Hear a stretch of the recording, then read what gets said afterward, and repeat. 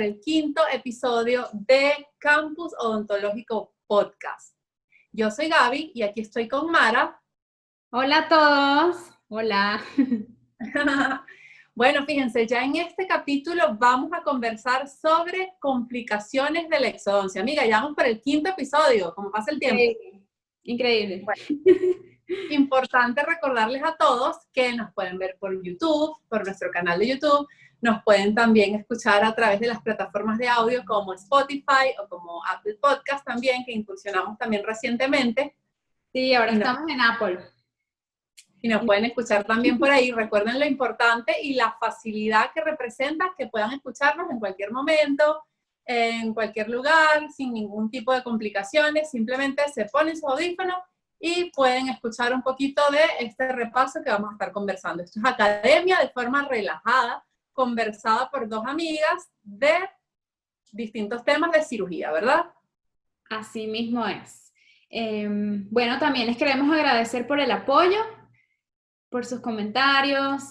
Varias personas que ya nos han comentado que les gusta mucho esta idea innovadora de poder repasar y revisar conocimientos de una manera un poco más relajada. Entonces, gracias a todos.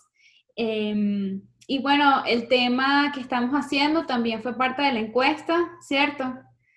Sí, hicimos una encuesta, exacto, recientemente, y casi siempre los temas quedan uno con el otro ahí cerquita. Entonces decimos, bueno, nada, si tenemos también tanta gente pendiente de cada tema, vamos a hacerlo también. Así que por eso decidimos hacer el tema de hoy. Complicaciones del exodono. Para complacer a todos siempre. Claro que sí, claro que sí. Y este tema es largo, es importante que lo digamos. Este tema es bastante largo. Y por eso mismo, pues vamos a estar primero acá dando como que algunos tips, algunas capsulitas de este tema para más adelante afianzarlo, ¿verdad? Así es. El tema es un poco largo, como estás diciendo, amiga. Queremos resumirlo un poco, darle ciertos detalles. Tal vez, ¿por qué no? Próximamente podemos dar un curso sobre esta área. Déjenos sus comentarios a ver qué les gustaría, si podemos, y es de su interés dar un curso sobre complicaciones en el área quirúrgica y específicamente en el área de extracciones dentarias. Y bueno, vamos a empezar, ¿no? Vamos a empezar, así es. Bueno, cuando hablamos de complicaciones, ¿qué es lo primero que se nos viene a la mente? Que tenemos que tratar, por supuesto, de evitar que ocurran. Eso es lo primero. Siempre, la mejor manera de evitar o de manejar una complicación es previniéndola. Es teniendo el conocimiento necesario de saber que sí es posible que puedan ocurrir, pero que si ocurren, saber entonces cómo podemos manejarlas. O sea, tenemos que tener todo el conocimiento necesario, desde cómo debe ser el procedimiento que vamos a hacer, cuáles son las posibles complicaciones que pueden presentarse y si se presentan, cómo resolverlas, ¿verdad? Exactamente, y muchas veces por trabajar con prisa, por no prestar atención a los pequeños detalles, es que ocurren las complicaciones. Este tema recuerdo con muchísimo cariño a nuestro padrino, el doctor David Beckles, bellísimo. Un saludo a nuestro profe, a nuestro padrino, y él decía eso, la mejor manera de prevenir que ocurra es la mejor manera de prevenir la complicación es prevenir que ocurra. Eso, un beso para el doctor Becus, que lo queremos muchísimo. Bueno, vamos a empezar con la clasificación. Tenemos las inmediatas que se van a presentar intraquirúrgicas y las mediatas que van a ser postoperatorias. Entonces, dentro de estas complicaciones inmediatas, en el momento de la cirugía, vamos a tener complicaciones que afectan las piezas dentarias, a los tejidos blandos, incluyendo estructuras nerviosas y estructuras vasculares, a los tejidos duros y fracturas de instrumental. Eso, perfecto. Y aparte de esas inmediatas, vamos a tener también las postoperatorias. Dentro de las postoperatorias, dentro de las complicaciones postoperatorias, podemos tener la alveolitis, que de hecho es la más común de las complicaciones postoperatorias posiblemente presentadas. Podemos tener el edema, el dolor, hematomas, hemorragias y las comunicaciones bucosinusales. Exactamente. Bueno, vamos a empezar explicando un poquito sobre estas inmediatas o intraquirúrgicas y vamos a hablar sobre las que están relacionadas con los dientes. ¿Qué complicaciones puede haber en los dientes cuando estamos haciendo una extracción dentaria? La más evidente, una fractura dentaria, ¿ok? La segunda que puede suceder es una luxación o la fractura de un diente vecino. Cuando estamos aplicando el elevador, lo he visto muchas veces de casos que nos han llegado de dientes que han sido fracturados por la persona que estaba realizando la extracción del diente vecino. O amiga, o cuando aplican el elevador y no utilizan, no lo utilizan adecuadamente, sino Exacto. que ejerciendo la fuerza, hacen fuerza como intentando ponerlo como en cuña, pero entonces hacen movimiento hacia ambos dientes. Y en vez de ponerlo específicamente entre el hueso y el diente, lo ponen en el espacio interproximal. Entonces terminan lujando también el diente vecino, eso también pasa. Exacto, lujando o fracturando partes de la corona de ese diente. También cuando el diente vecino tiene una restauración grande, puede desalojarse esta restauración o fracturarse parte de la restauración. La siguiente que tenemos es el diente o la raíz que se desplaza a espacios anatómicos vecinos y cuando hay extracciones de dientes por error. ¿Por qué van a ocurrir estas complicaciones? Bueno, la fractura de los dientes que estamos extrayendo puede ocurrir, uno, porque el diente tiene una caries muy grande, sobre todo si son caries que están subgingivales. Recuerden también las piezas dentarias que llevaron tratamientos de conducto previamente. Son dientes que por lo general y por experiencia, ¿cierto, amiga? Sí, pasa mucho.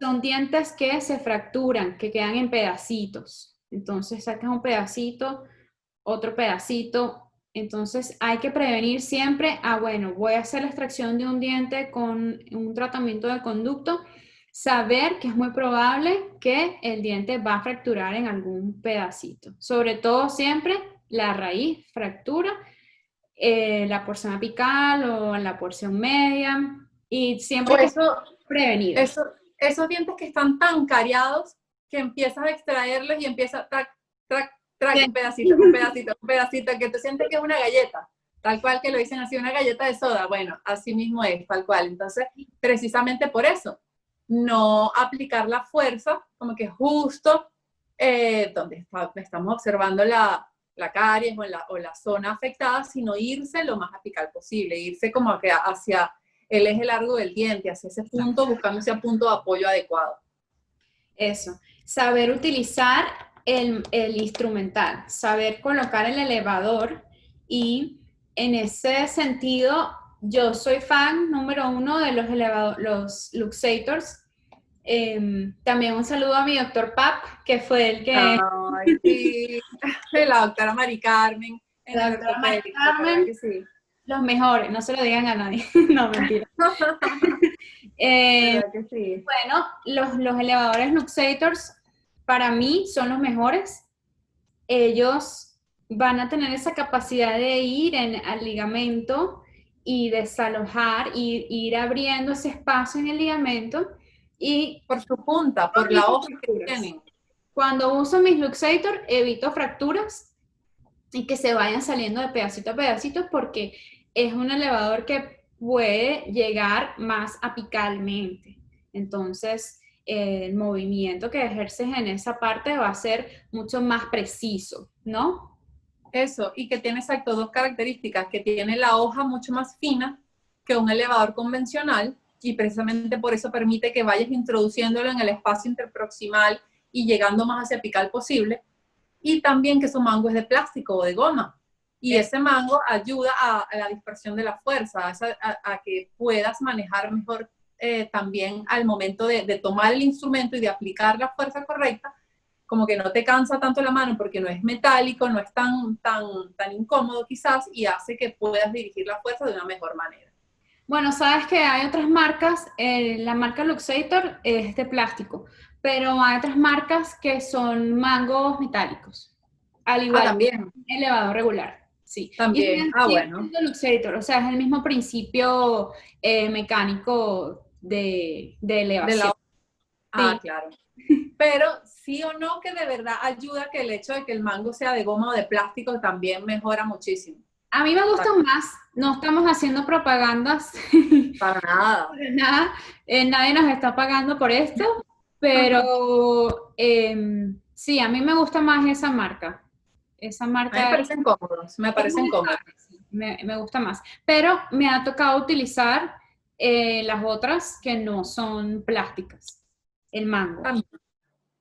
Que ¿Y vamos qué a más? ¿Qué más puede pasar? Exacto. ¿Qué otras causas para complicar? cuando las raíces son curvas. Lo que les dijimos, hay que revisar muy bien la radiografía y prevenir de qué es lo que se nos está presentando en este procedimiento que vamos a realizar.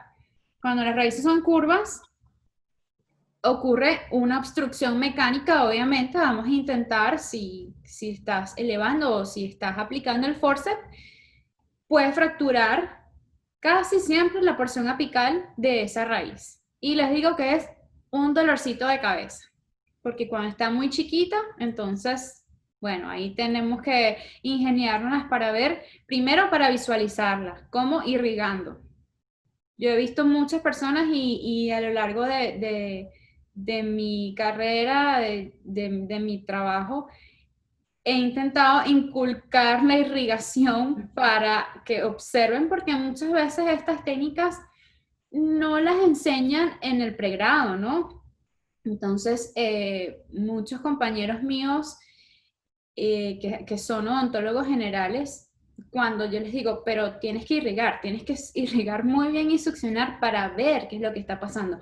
Oh, entonces como que, oh, wow, se les abre una ventana al que Sí, hacían, ¿no? Que eso. parece algo obvio, pero si no lo has hecho y no lo has practicado muchas veces, tal vez no se te ocurre así de primera intención. Em, ¿Qué más era, amiga? Las piezas dentarias con hipercementosis también. Eso pasa mucho. Acuérdense que la hipercementosis es algo que solamente lo pueden ver radiográficamente. Ujú. Porque el cemento pues normalmente no se va a ver o no se va a distinguir cuando hacemos la visualización de una radiografía. Vemos el tejido del esmalte y lo que vemos en la parte de la raíz va a corresponder a la dentina, porque la capa de cemento que tiene es muy pequeña, por decirlo de alguna manera, es muy finita y no se observa normalmente. Cuando notas una radiopacidad distinta en la parte de la raíz, que corresponde en este caso al cemento, pues en ese caso es porque existe esa anomalía dentaria que es la que se conoce como hipercementosis. Correcto, correcto. Un datico aquí Dato. radiográfico que quise aportar. ¿Y qué otra cosa? Los dientes con coronas y pernos. También. Tomar en cuenta que es muy probable que vayan a fracturar en alguna porción. ¿Qué pasa si hay alguna fractura? Y bueno, obviamente informar al paciente, decirle, mira, pasó esto, siempre con honestidad, porque los pacientes valoran eso. No puedes hacer algo y después te quedas callado y después el paciente tiene una amalgama que se fracturó, una resina que se fracturó, o un pedazo del ápice que quedó adentro y tú no sabes cómo abordar la situación, siempre con mucha honestidad. Recuerden esto de la irrigación, de limpiar muy bien las zonas, y si es necesario suturar, por supuesto, suturar. Y bueno, ya el manejo de los medicamentos, que no es tema de este podcast. Pero obviamente, bueno, que el paciente esté cómodo y pues prescribir algún analgésico, antiinflamatorio, etcétera. ¿Qué más? Ajá, ahora háblanos un poquito también más sobre esto de por qué nos ocurren estas cosas, amiga. Sí, eso pasa mucho si, por ejemplo, no tenemos el instrumental adecuado. Y sobre todo, no solo tener el instrumental adecuado, sino saberlo utilizar. porque muchas veces tenemos, bueno, los últimos equipos, la última turbina, los últimos elevadores, todo, pero realmente no conocemos bien la técnica quirúrgica. Entonces, pues nada, siempre es importante. Y también no ir más allá de las capacidades, es decir, si te entrenaste en cirugía, si eres cirujano, pues perfecto, puedes acceder a realizar ciertos procedimientos pues con más grado de complejidad. Pero si eres estudiante o si eres odontólogo general, pues a lo mejor no complicarte y en lugar de intentar hacer o de intentar resolver porque sí, alguna extracción o algún, por ejemplo, una extracción de un tercer molar que veas compleja, pero que piensas que a lo mejor como tienes los elevadores de marca tal y la turbina tal y esto, todo lo puedes hacer, pues no, quizás hacer nada, preferir incluso a veces hasta posponer el procedimiento si es que se te complicó algo y referirlo. Siempre referir, siempre hablar con honestidad, como comentabas hace un ratito, porque es lo mejor. Pues es lo mejor porque siempre, cuando ya el paciente luego llega con otro colega, ¿verdad? Para resolverse entonces el procedimiento que falló, hay que saber entonces qué sucedió. Entonces siempre es mejor ser honestos y decir, bueno, mira, pasó esta complicación, voy a referir a este paciente, se complicó de tal manera y ya. Entonces, nada, eso también es válido. Exacto. Evitar movimientos incorrectos también con el instrumental, evitar movimientos de impulsión. Por ejemplo, los elevadores, recordar que los elevadores los podemos utilizar precisamente con dos principios, el principio de palanca o el principio de cuña, pero no hacer movimientos de impulsión, porque podemos provocar complicación. Podemos, por ejemplo, hacer que se fracture o podemos hacer que impulsarlo hacia el seno maxilar, entre otras cosas, ¿no? Exacto. Recordar la anatomía dentaria también. Los premolares, los primeros premolares superiores, que son indicados muchas veces para extracción ortodóntica. ¿Has hecho muchos de esos, amiga? Eso es de lo más común, es verdad. Sí. Que entonces piensan como, bueno, sí, sacar los 4 premolares por ortodoncia y a veces súper fácil. Ajá. Exacto, uno lo hace como rutina, pero pueden ser medio tricky también, ¿no? También tienen su detallito ahí. Después se fractura el lapicecito de una de las raíces y entonces ahí, ¿qué podemos hacer? ¿Has usado las limas endodónticas?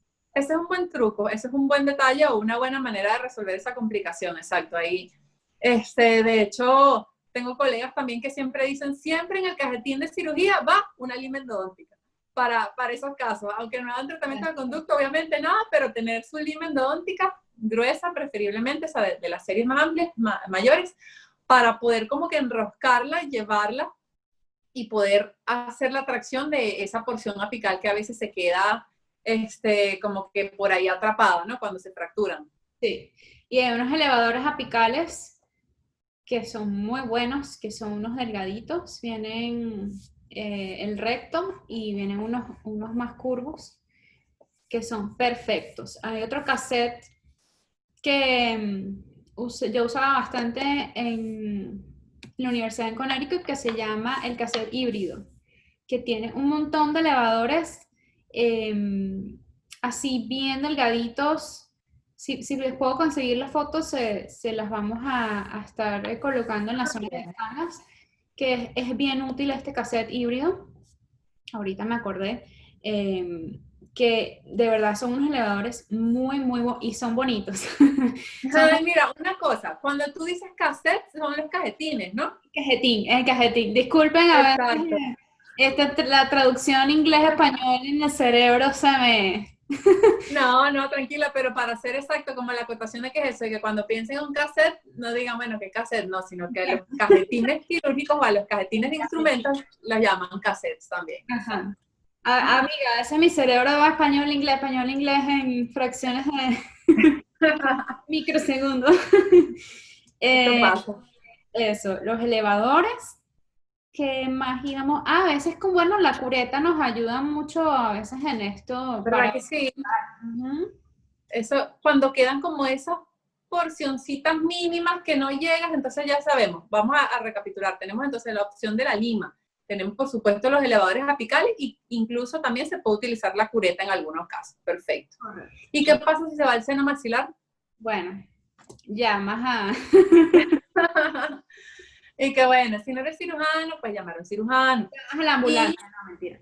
Exacto. ¿Qué se puede realizar en esos casos? Primero lo que tú dijiste, visualizar, poder tener buena visión. Entonces, succionar, tratar de hacer mucha succión en la zona porque a veces con succión puedes hacer como que se devuelva esa porcioncita que se haya impulsado hacia el seno, si es una porción del ápice, por ejemplo, ¿no? Incluso también con irrigación en la zona.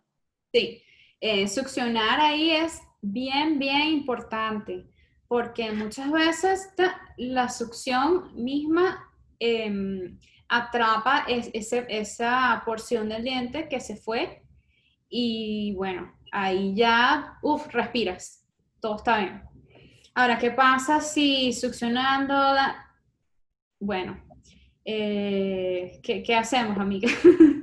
Bueno, por eso primero ver realmente o sea, tratar de ver con el espejo, o sea, utilizar espejos también, tener espejos dentro del cajetín de instrumentos y evaluar bien, no solamente con visión directa, sino observar, irrigar, observar de la mejor manera para ver si a veces como que ayudándonos con la irrigación y la succión, pues podamos sacar. Si vemos que no, pues nada, entonces hay que esperar un poco y sacarla posteriormente, pero para eso es bueno pues ubicarla, saber dónde está.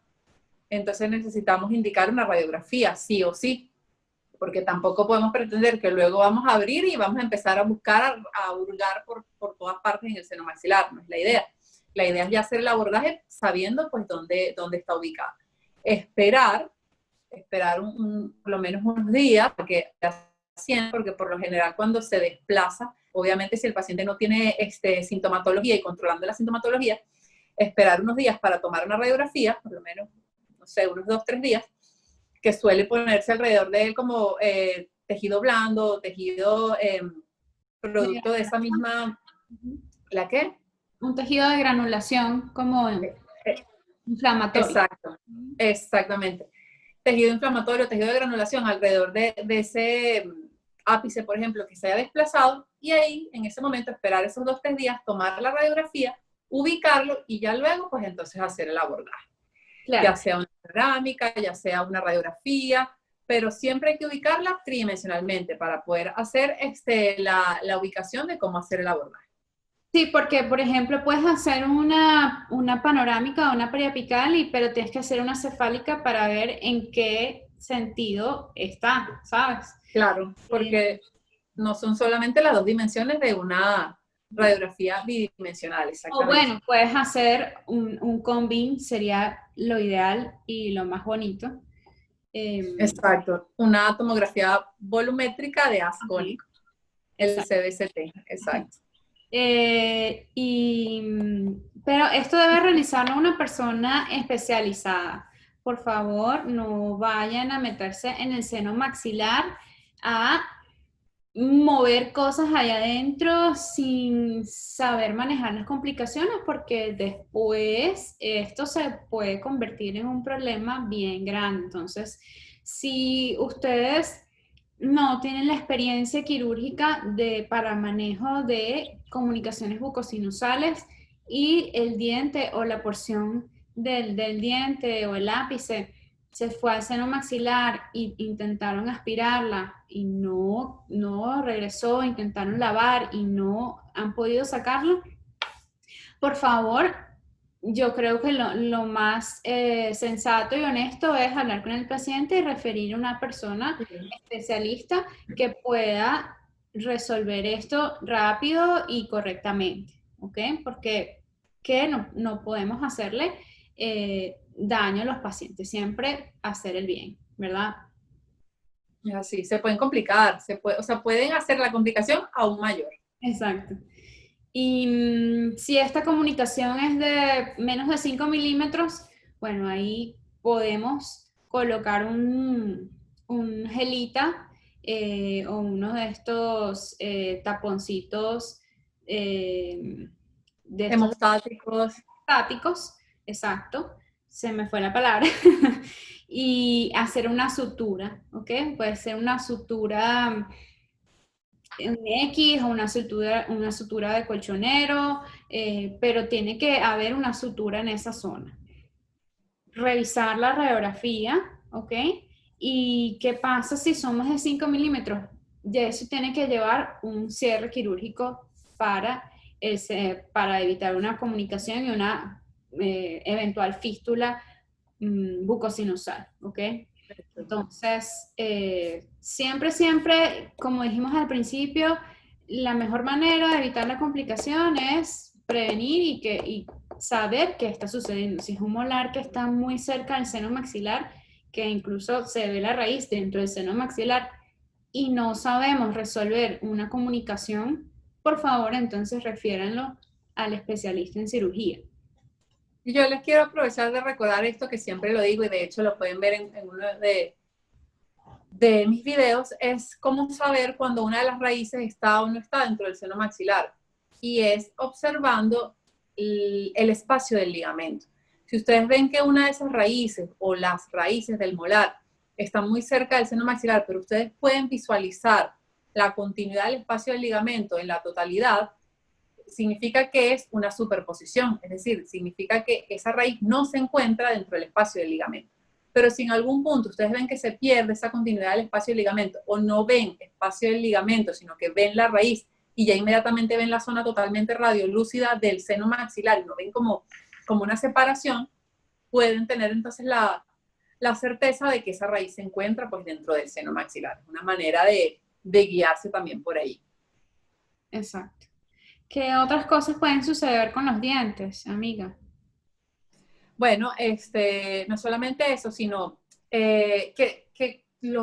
al momento de trabajar o de hacer el procedimiento, cuando ya lo elujaste todo, que se resbalen, que no lo agarren con los instrumentos adecuados, que por eso decíamos lo importante de tener los instrumentos adecuados. Cuando vayan a manipular o a tomar tejido dentario, siempre deben utilizar pinzas fuertes, como la pinza Craig, que es una pinza gruesa, que tiene los bocados gruesos. No pueden agarrarlo con una pinza algodonera. No, porque el paciente puede aspirar el diente. Y tenemos un caso, un reporte de caso al final del podcast sobre aspiración de un molar. Y es grave. Es grave. ¿Qué pasa si el diente se va? Ajá.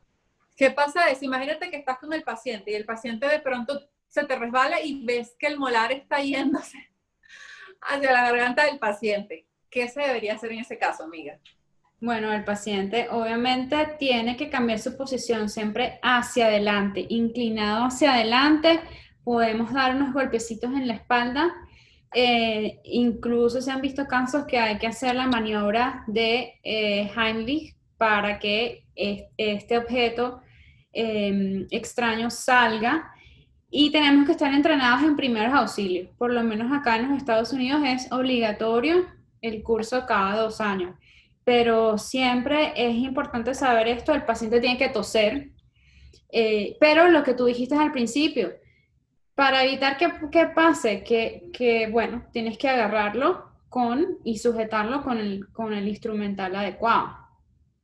En el mejor de los casos, este diente, bueno, el paciente se lo puede tragar y se va a ir por las vías digestivas, exacto. Vía digestiva y bueno, ahí quedó y bueno, vivirá no sé cuánto tiempo en la vía digestiva, pero puede ser una cosa terrible como lo que vamos a conversar más adelante, ¿no? como una aspiración, exacto.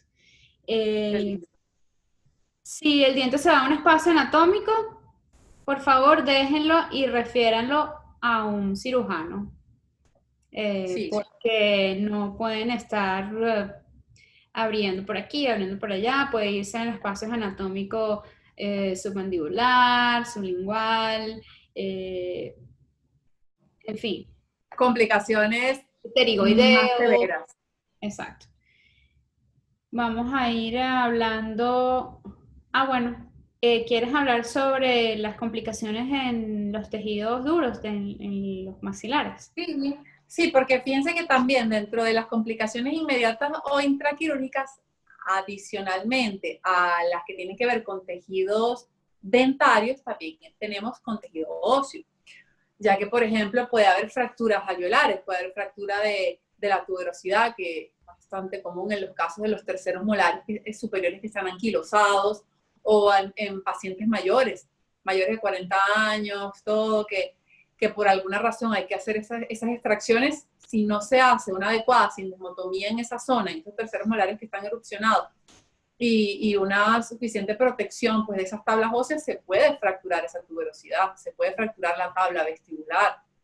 Incluso si no se controla la fuerza, en terceros molares inferiores se puede provocar una fractura mandibular, una luxación mandibular. Eso es lamentablemente bastante común en casos en los cuales se piensa que el hecho de hacer unas extracciones de cordales o de terceros molares es algo más de fuerza que de técnica, cuando no es así.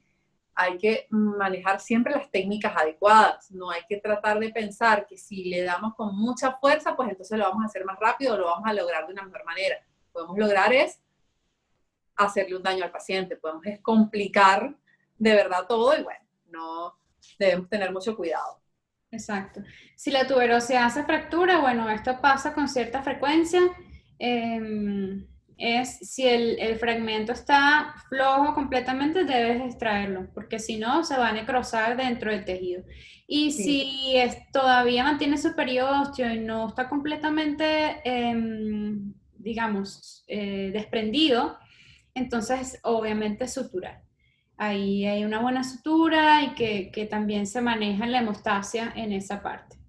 Eso, observar entonces bien ahí qué tanto quedó separada esa tuberosidad. Igual pasa también, por ejemplo, con fragmentos de las tablas óseas, por ejemplo, vestibular.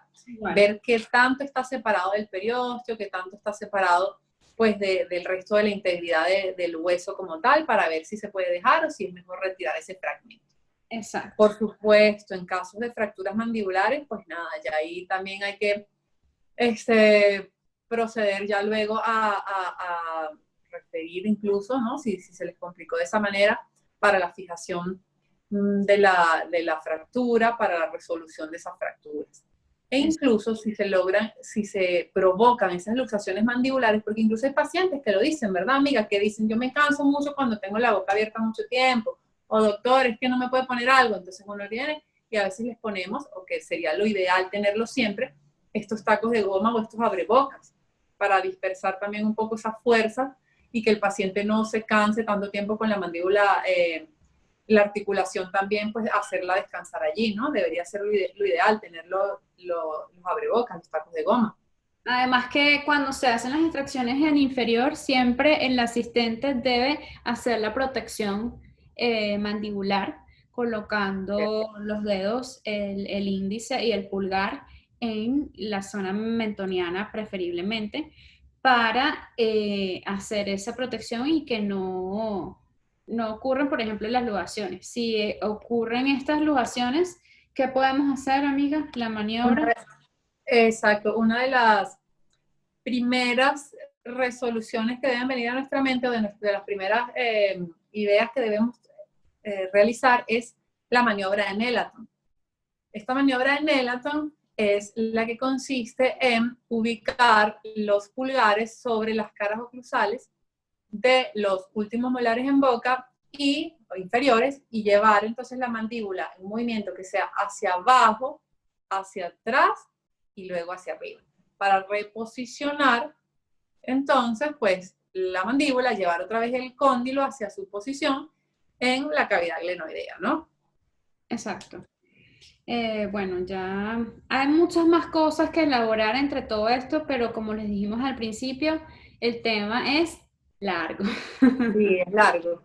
Es largo, pero bueno, es súper interesante. Recuerden que si les llama la atención este tema, que si les gustaría que ahondáramos un poquito más, pues déjennos en los comentarios si este tema les gusta. Incluso déjennos en los comentarios si han tenido alguna vez alguna complicación así, cómo la han resuelto, pues nos gustaría saber cuál es la complicación más común que han tenido. También vamos a ver ahí. Luego también decimos tú y yo a ver cuál es la complicación que más hemos tenido para ver si luego coincide entonces con lo que nos van a dejar acá. Ajá. Okay. Eso está súper interesante.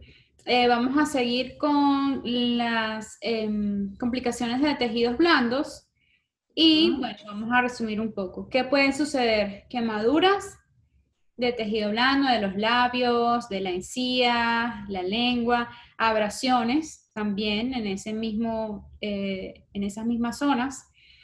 Lesiones punzantes cuando se nos resbala el instrumental, se nos resbala el MOLT número 9, en el piso de la boca, muchísimo cuidado. Se nos resbala un elevador en el piso de la boca, muchísimo cuidado, porque hay estructuras anatómicas, hay glándulas salivales, están los conductos de las glándulas, hay vasos sanguíneos.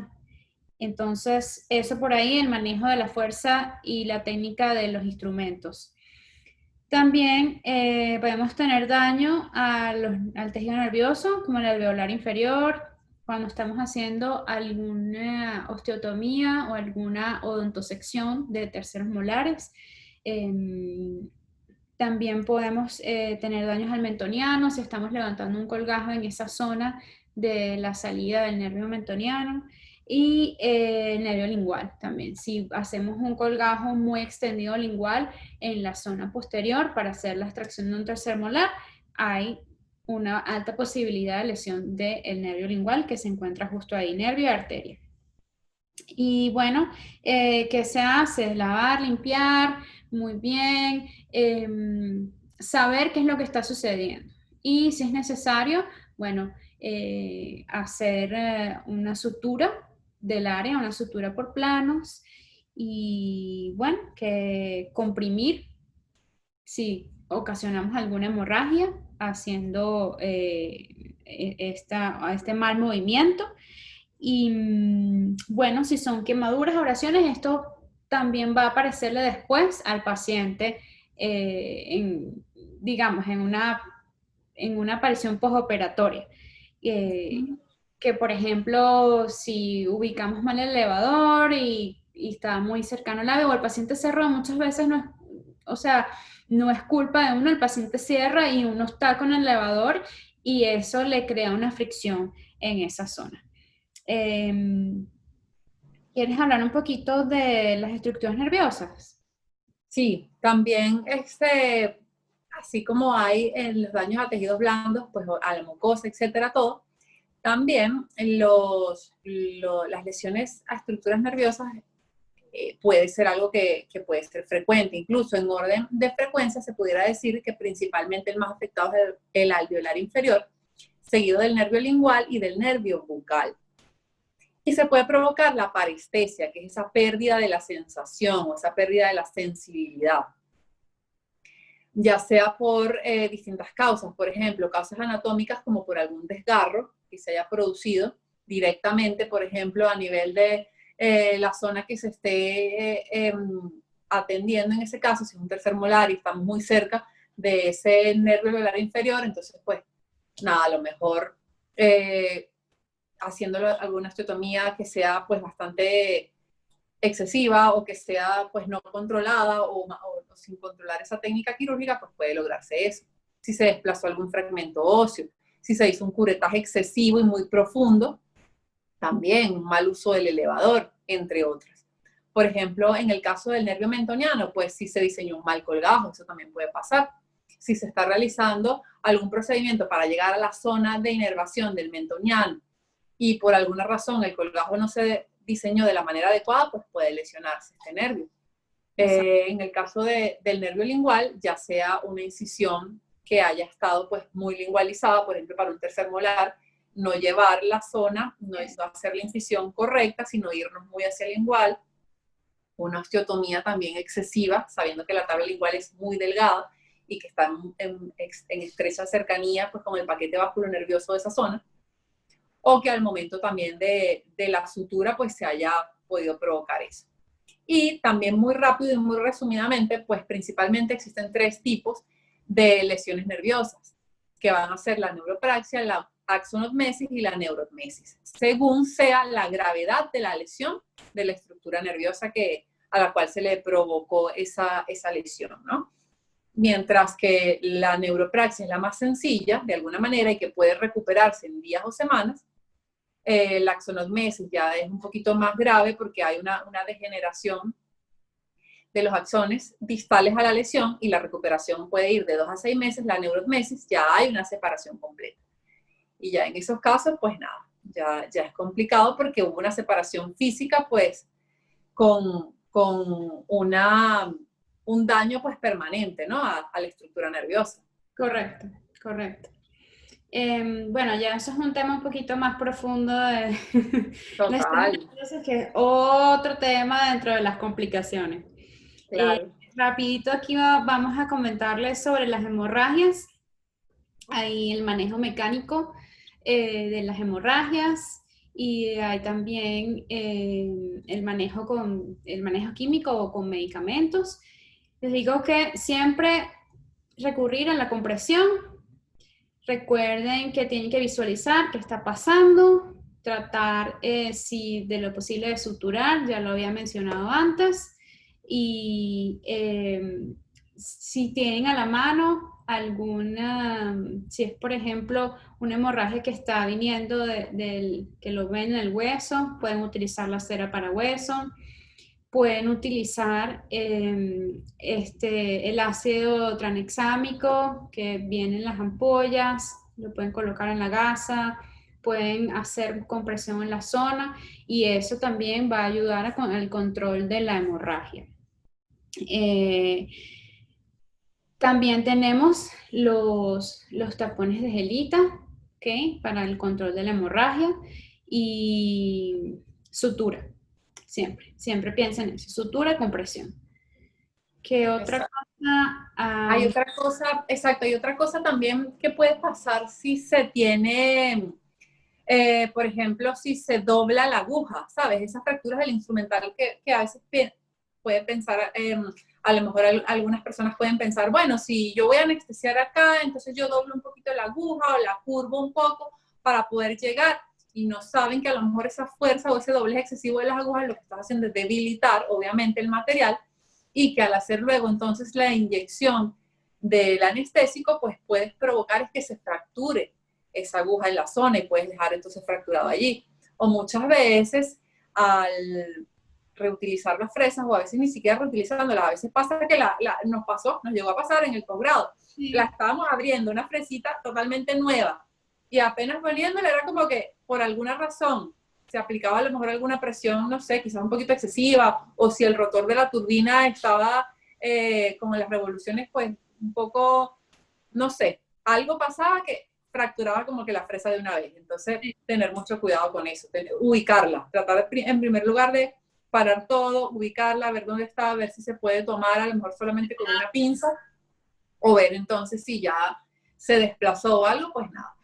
Lo importante siempre también, si por X o Y se desplazó y no la podemos solventar en el momento, ser honestos con el paciente, luego tomar la radiografía y luego identificar entonces dónde está, si está en tejido blando, si hacia qué zona se fue, todo para hacer luego su remoción, ¿verdad? Exactamente. Bueno, creo que ya resumimos bastante las complicaciones inmediatas. Hablemos también un poquito de las mediatas o posquirúrgicas. No vamos a elaborar mucho, pero sí queremos darle ciertos tips, ciertos detalles. ¿Qué puede suceder posquirúrgico? Bueno, el paciente puede tener una hemorragia. Muchas veces, ¿qué sucede? El paciente no mordió y no siguió las indicaciones, no mantuvo la gasa firme por el tiempo que se lo indicamos, que es entre 30 minutos a 1 hora.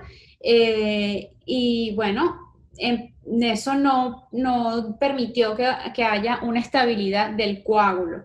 Después pueden producirse estos coágulos falsos, que el paciente cree entonces y se asusta muchísimo, pero es que realmente no se formó el coágulo dentro del alvéolo como debería ser. Claro, ahí, pero yo sé que es un tema ya más largo, pero luego lo vemos. Hay que ver si es algo local o si ya también es algo sistémico del paciente. Porque puede ser que el paciente tenga alguna complicación. ¿Te acuerdas de un caso que tuvimos así en el posgrado? De un paciente pediátrico. Varios casos. Varios casos donde hay deficiencias vitamina K o algo. Hay deficiencias de vitaminas, se me fue la palabra. Donde hay deficiencias de, por ejemplo, los factores de la coagulación. Exacto, claro. Bueno, eso también se habla durante la historia clínica, pero Ujú. a veces la persona no lo sabe, sobre todo enfermedades como von Willebrand, que se descubre es en el momento de una extracción o si es el paciente es mujer cuando viene su periodo menstrual. Claro, Estas cosas son siempre bien importantes. puede pasar pacientes hemofílicos, etcétera, que puedan tener complicaciones con sangrados excesivos, es verdad. Cuando es así, bueno, el sangramiento no le va a parar así muerdan una gasa nueva. Otro truco que existe y bueno, es utilizado en nuestros países donde no contamos con, digamos, tantos recursos es morder una bolsita de té. Los taninos Lo estaba producen, pensando, tal sí, cual. los taninos producen, ayudan a ese, Mira, tener pero la... para explicarles aquí a todos los estudiantes que nos están escuchando, no es que van a morder la bolsita de té así directa, sino que la envuelven en una gasita y poner a morder al paciente. Porque tal cual, las propiedades del té, particularmente de ese compuesto de los taninos, pues tienen cierta función que ayuda a controlar la hemorragia, o sea, puede ser hemostático de alguna manera, ¿no? Es preparar el té, no es la bolsa sequita. Es hacer el Exacto, té luego de preparado. un poco, exacto, y morder. ¿Qué puede pasar también el paciente con dolor? Bueno, ya eso es otro tema de analgesia. Eh, Uh-huh. y también si a los 3 días hay dolor severo, bueno, ahí hay una alveolitis. Si hay edema, puede ocasionarse edema. Eso también es una respuesta individual en los pacientes. Podemos ocasionar lo que se llaman enfisemas si estamos usando una turbina que no es quirúrgica. Esto va a llevar aire al tejido blando y el paciente va a tener un aumento de volumen importante y obviamente se va a asustar. Todo esto se resuelve en unos días, ¿no?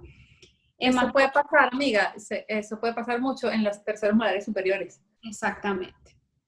Cuando que hay... es más fácil que difunda o que pueda traspasar las barreras eh, por la presión de utilizar una turbina de forma incorrecta en esa zona y pues, se puede provocar un enfisema periorbitario incluso. Exactamente. ¿Qué otra cosa sucede muy frecuente? El trismus. Cuando hacemos terceros molares inferiores, muchos pacientes tienen trismus si no hacemos un manejo correcto de la farmacología. Entonces, eso siempre es importante ahí. La infección, que es otro tema bien grande. Y la manera correcta de prescribir, siempre recuerden preguntar al paciente si tiene alguna alergia y saber la indicación de cada antibiótico. Las fístulas mucosinusales, ya comentamos un poco La sobre... comentamos.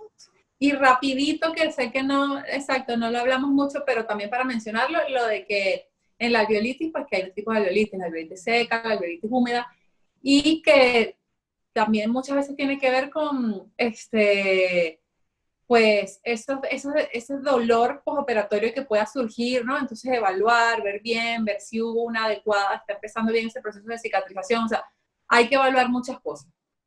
Quizás son temas un poquito más amplios que luego podemos tocar con más detalle, pero precisamente también para aprovechar de comentarles, les traemos dos casos, ¿no? El día de hoy.